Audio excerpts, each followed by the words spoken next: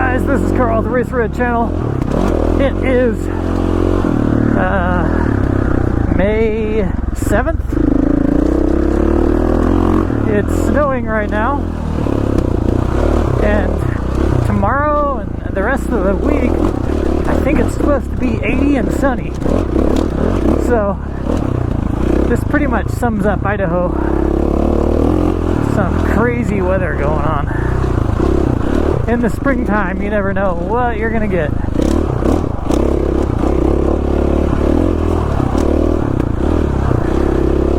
I drove my ambulance out here today. Haven't used it very much recently, and that's only because I haven't really needed to. I use my truck quite a bit. Pretty much reserve the ambulance for camping situations, but I got it worked on. I have a really good mechanic in Fruitland, so they worked on my ambulance, and it should be pretty good to go for the summertime now. I had an AC compressor going out, so I didn't have any AC, and it was actually like the clutch was completely going out on that AC compressor. It was just smoking. The pulley was wobbling around. I mean, it wasn't good.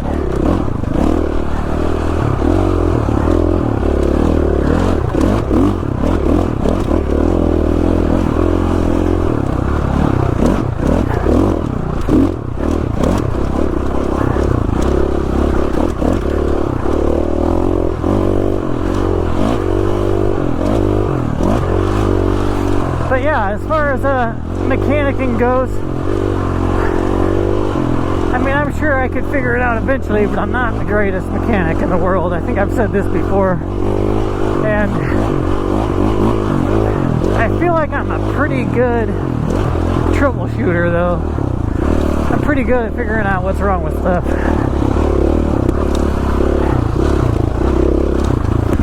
Anyways, the stuff that I can't figure out, YouTube has so many resources in terms of just professionals that can show you what's going on with your vehicle, that it's pretty nice.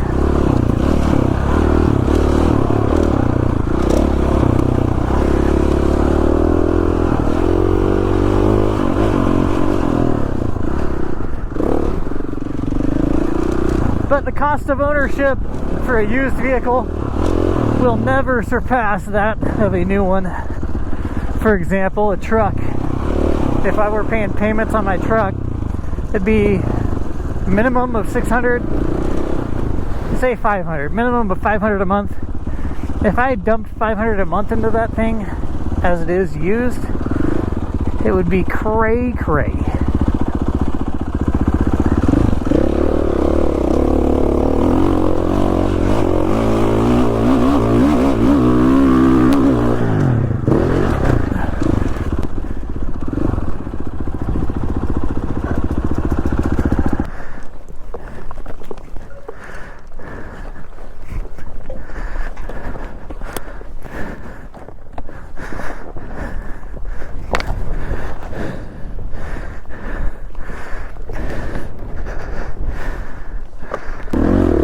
I just got done telling them the story about when I got electrocuted, and I've told this story before on this channel, but it's been a while.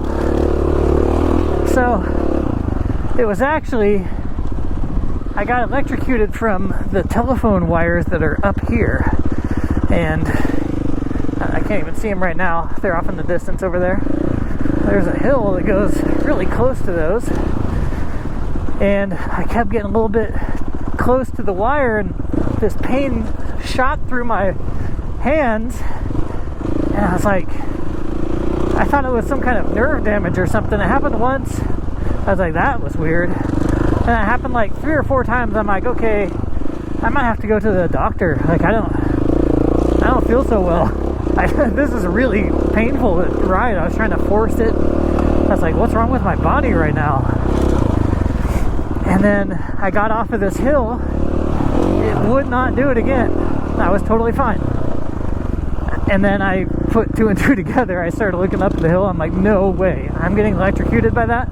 I went back up, it did it again. I was like, okay, I'm getting electrocuted by telephone wires, being too close to them.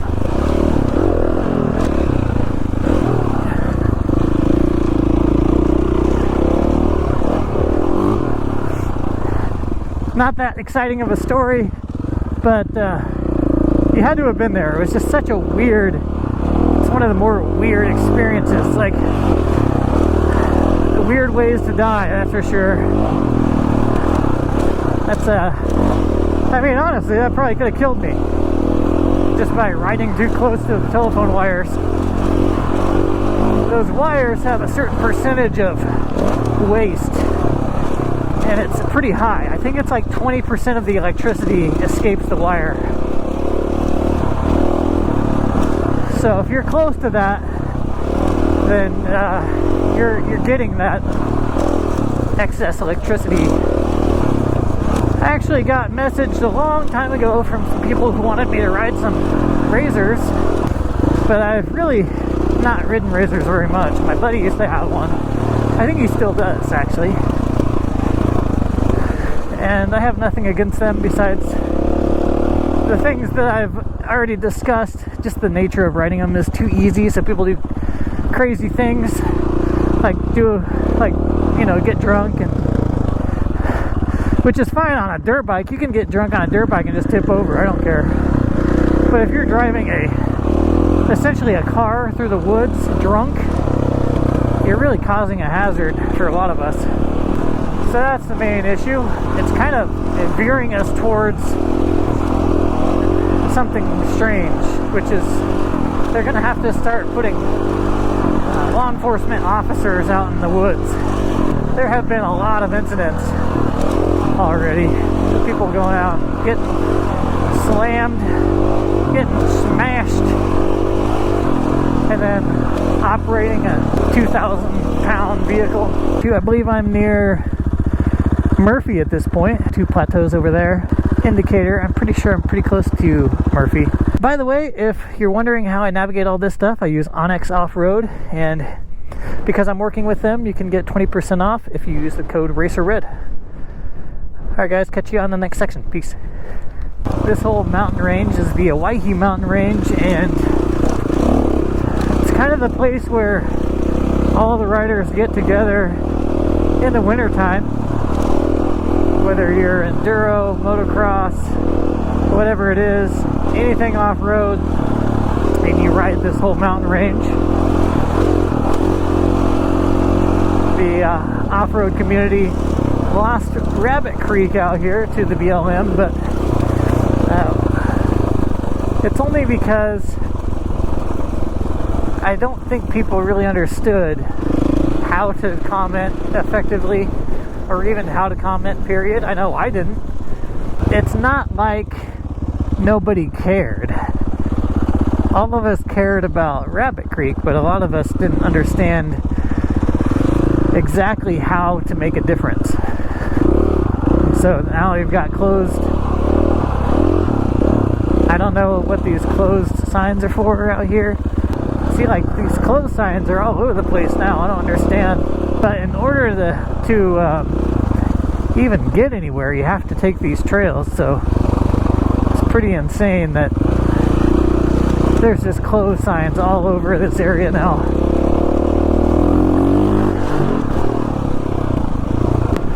We're in May right now and getting snowed on out here. Hopefully they don't throw us in jail for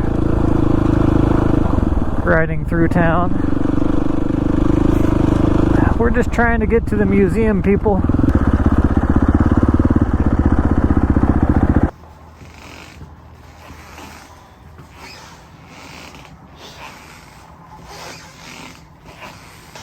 Wow, some Old West stuff. South Mountain Mining Company, 1863, $500 for the arrest and conviction of some rustlers. Look at this little gun.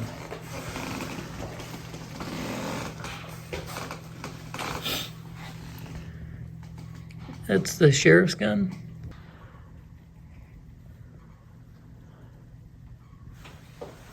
.30 Winchester.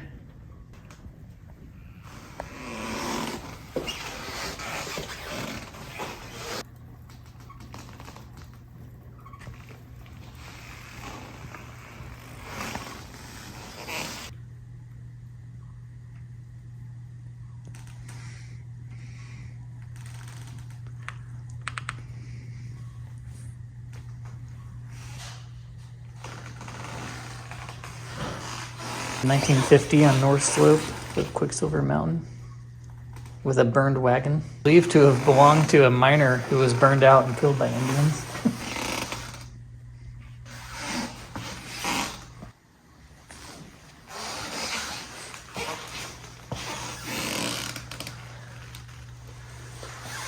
Metal wheels on the hand truck.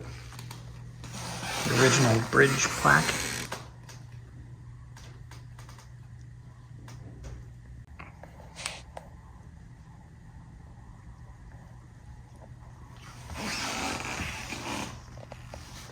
How about that for a boat?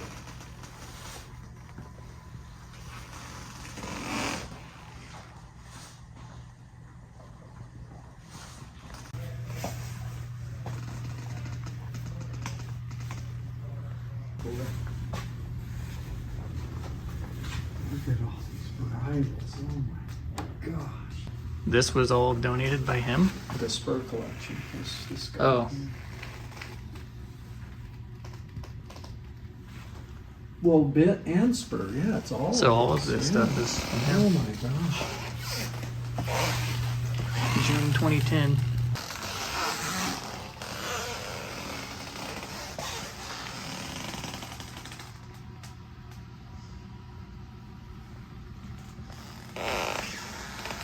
Turntable.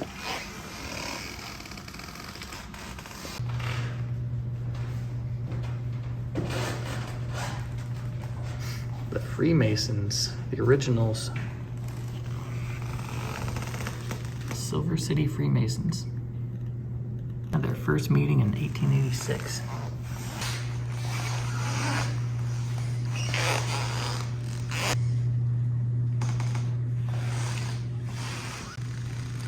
(1906).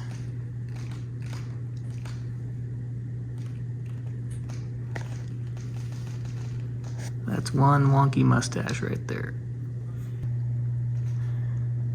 10 feet tall, 9 feet wide. This whole thing was built by a master carpenter in the late 1800s named Otto Patzik. He built it for Colonel Dewey for his ore collection.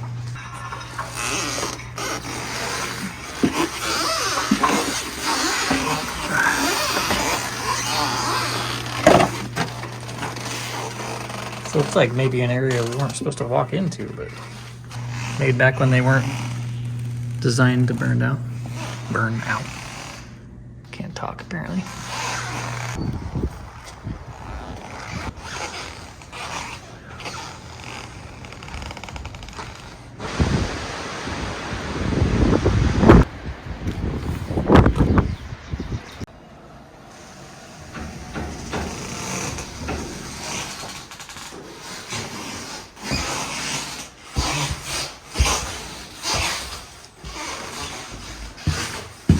Built to last. Oh, no. Looks like bunks. They slept, like they slept up in here.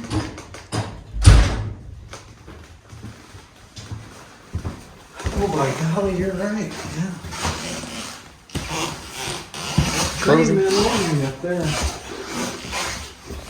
Pretty sure this said, this bathroom said last service date was, yeah. Record of inspection and service was last done in 4/4/85.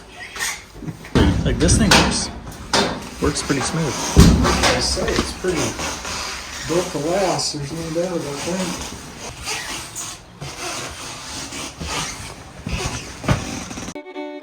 Alright guys, I just wanted to thank my Patreon supporters. That would be Lance Darnell, Jim Jolson Jr., Kurt Kinghorn, Daniel Rausch, Brian Thomason, Wade James, Moto Creek, Nathan Young, Jason Froling.